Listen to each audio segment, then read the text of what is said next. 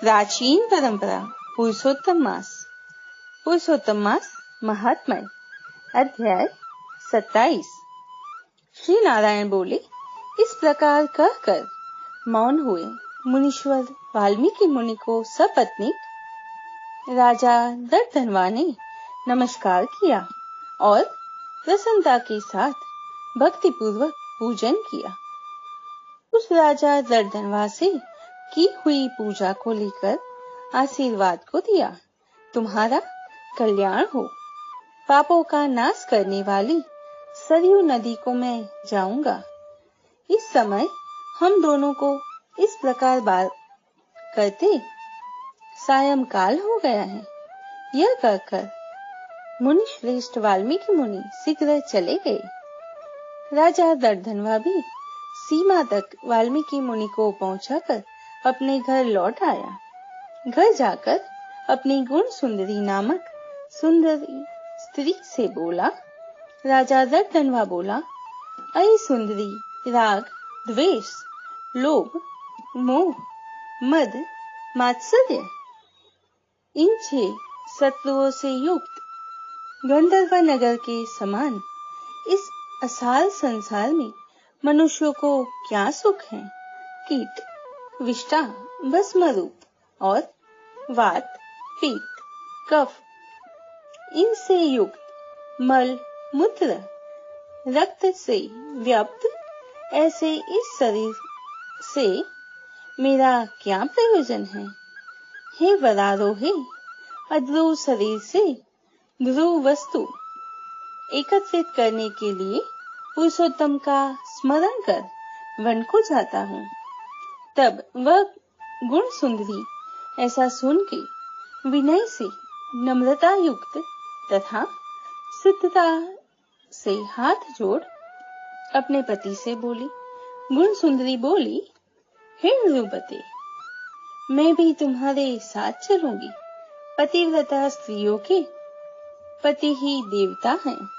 जो स्त्री पति के जाने पर पुत्र के गृह में रहती है, वह स्त्री पुत्रवधू के अधीन हो पराये गृह में कुत्ते के समान रहती है। पिता स्वल्प देता है और भाई भी स्वल्प ही देता है।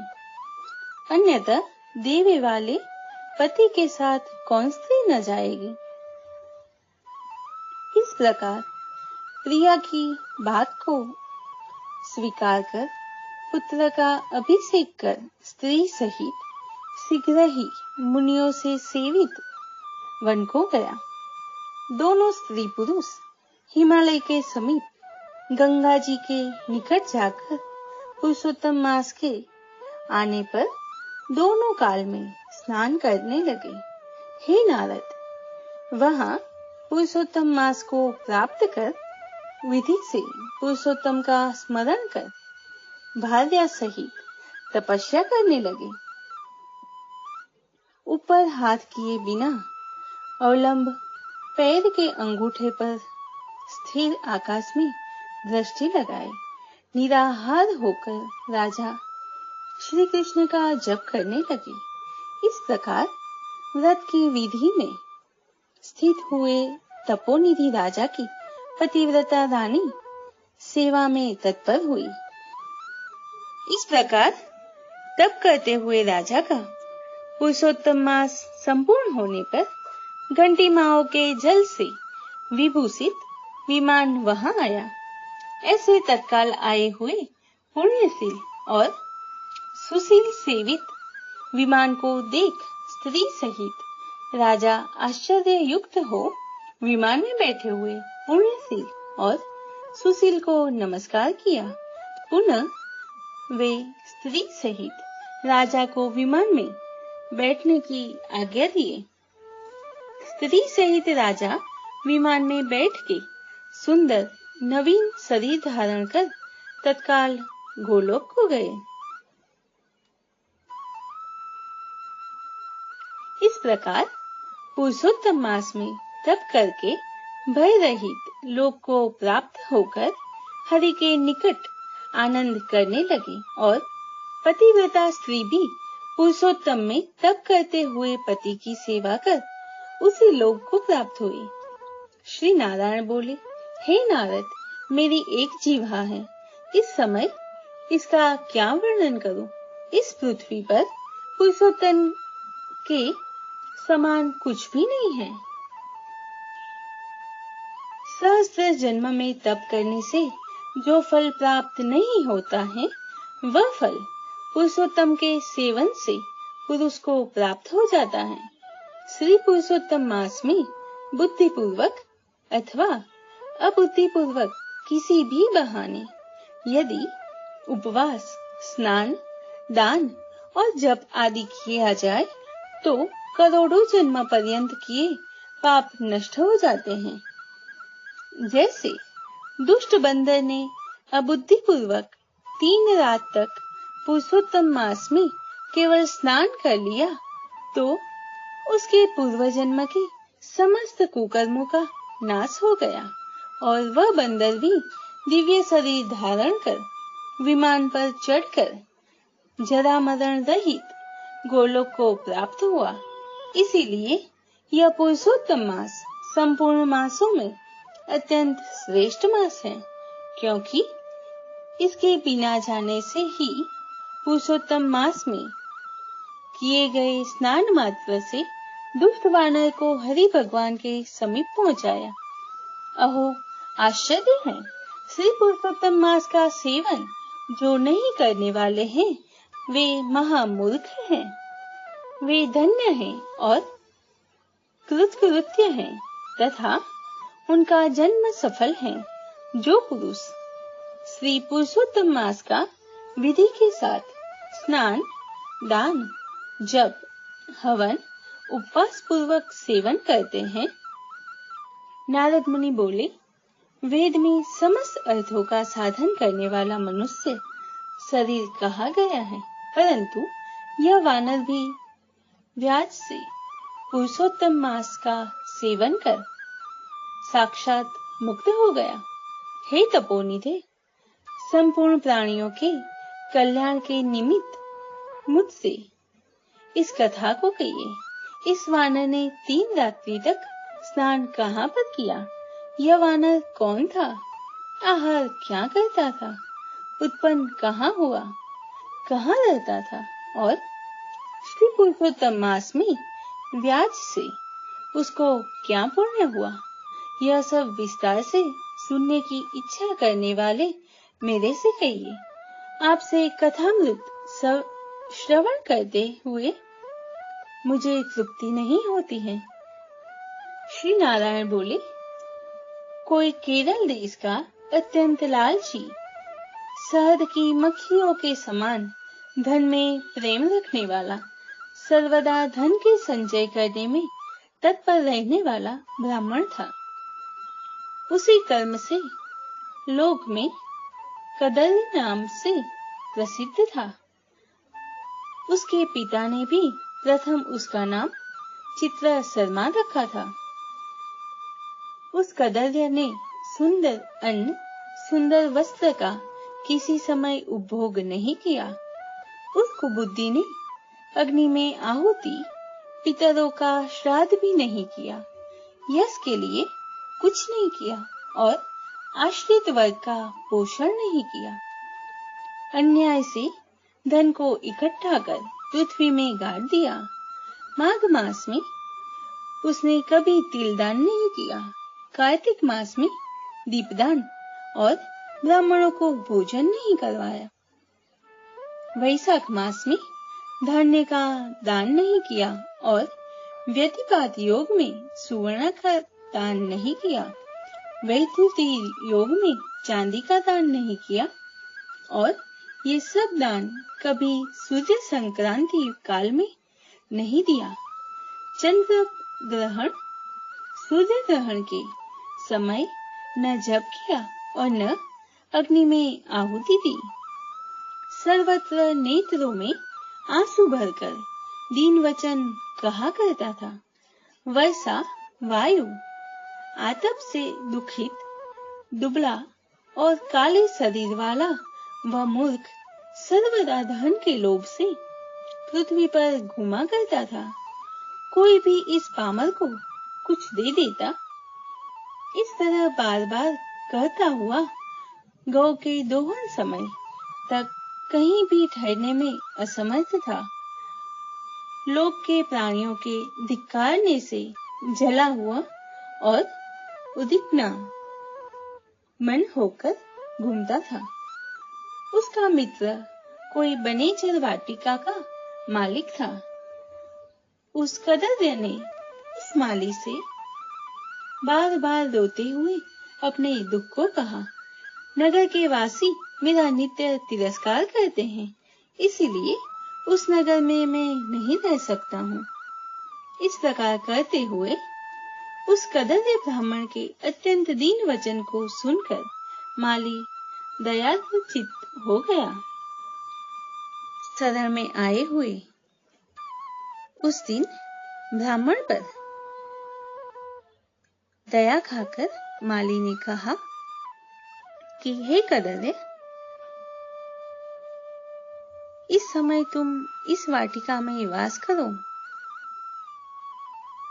नगरवासियों से तिरस्कृत हुआ वह कदर्य उस माली के वचन को सुन प्रसन्न होकर उस वाटिका में रहने लगा।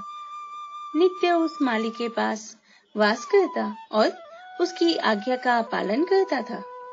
इसीलिए उस कदर्य में माली ने दृढ़ विश्वास किया और उस कदर्य में अत्यंत विश्वास होने के कारण माली ने उस कदर्य ब्राह्मण को अपने से छोटा बगीचे का मालिक बना दिया।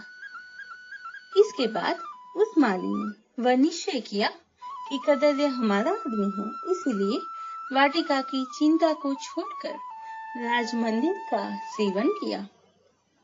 राजा के यहाँ उस माली को बहुत कार्य रहता था, इसीलिए और पराधीनतावश वाटिका की और वह कभी नहीं आया।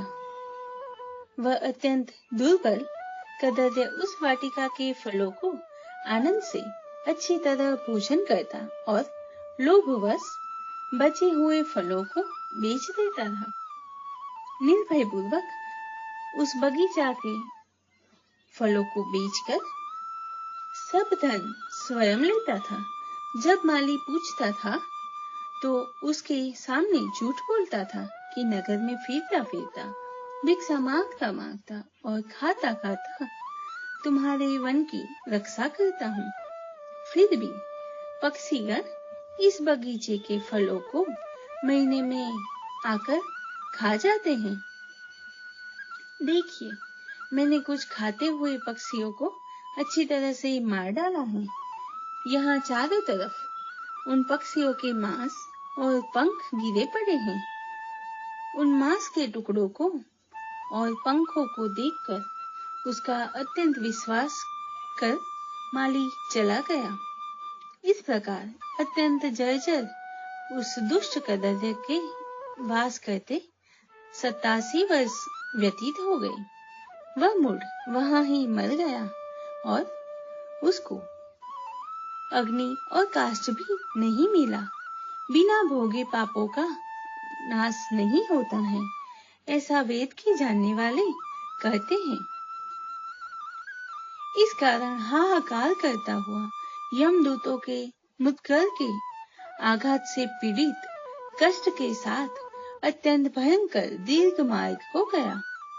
पूर्व में किए हुए कर्मों को स्मरण करता हुआ और प्रलाप करता हुआ तथा बुध बुध अक्षरों में कहता हुआ कि अहो आश्चर्य है, मुझ दुष्ट कदर्य के अज्ञान को देखिए।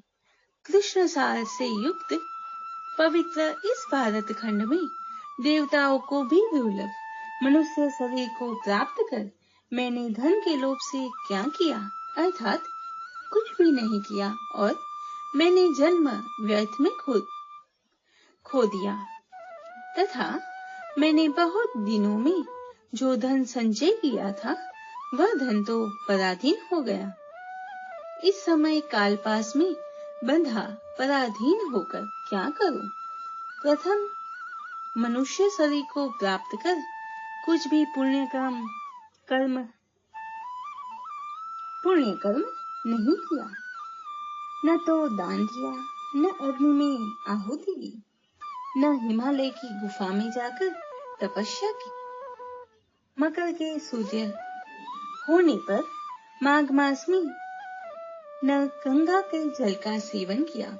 पुरुषोत्तम मास के अंत में 3 दिन उपवास भी नहीं किया और कार्तिक मास में तारागण के रहते प्रातः स्नान नहीं किया। मैंने पुरुषार्थ को देने वाले मनुष्य शरीर को भी पुष्ट नहीं किया। अहो आश्चर्य है, मेरा संचित धन पृथ्वी में निरर्थक गड़ा रह गया। दुष्ट बुद्धि होने के कारण जीवन पर्यंत जीव को कष्ट दिया और मैंने जठराग्नि को भी कभी अन्न से तृप्त नहीं किया। किसी पर्व के समय भी उत्तम वस्त्र से शरीर को आच्छादित नहीं किया, न तो जाति के लोगों को, न बांधवों को, न स्वजनों को, न बहनों को, न दामाद को, न कन्या को, न पिता माता को, न छोटे भाई को, न पतिव्रता स्त्री को, न ब्राह्मणों को प्रसन्न किया। इस लोगों को एक बार भी मिठाई से कभी तृप्त नहीं किया। इस प्रकार विलाप करते हुए उस कदर्य को यमदूत यमराजा के समीप ले गए। उसको देखकर चित्रगुप्त ने उसके पाप पुण्य को देखा। चित्रगुप्त के देखने और अपने स्वामी धर्मराज से कहा कि हे राजन, यह ब्राह्मणों में अधम कृपण है, धन के लोभी। इस दुष्ट कदर्य का कुछ भी पुण्य नहीं है। वाटिका में रहकर इसने बहुत पाप किया है। माली का विश्वास पात्र बनकर साक्षात स्वयं फलों को चुराया और जो पके हुए फल थे उनको खाया और जो खाने से बचे हुए फल थे उनको इष्ट दुष्ट ने धन के लोभ से बेच डाला। एक फलों के चोरी का पाप, दूसरा विश्वासघात का पाप। हे प्रभु, ये 2 पाप इस कृपण में अत्यंत उग्र हैं और भी इसमें कई प्रकार के अनेक पाप हैं। नारद मुनि बोले, इस प्रकार ब्रह्मा के पुत्र चित्रगुप्त के वचन को सुनकर अत्यंत क्रोध से युक्त धर्मराजा ने कहा कि हे कदर्य, 1000 बार वानर योनि में जाए और विश्वासघात का फल उसको बाद होवेगा। इतिश्री बृहन्नारदीय पुराणे पुरुषोत्तम मास महात्म्ये सप्तविंशोऽध्यायः। पुरुषोत्तम मास अधिक मास की खूब खूब मंगल बधाई। ओम नमो भगवते वासुदेवाय। पुरुषोत्तम भगवान की जय।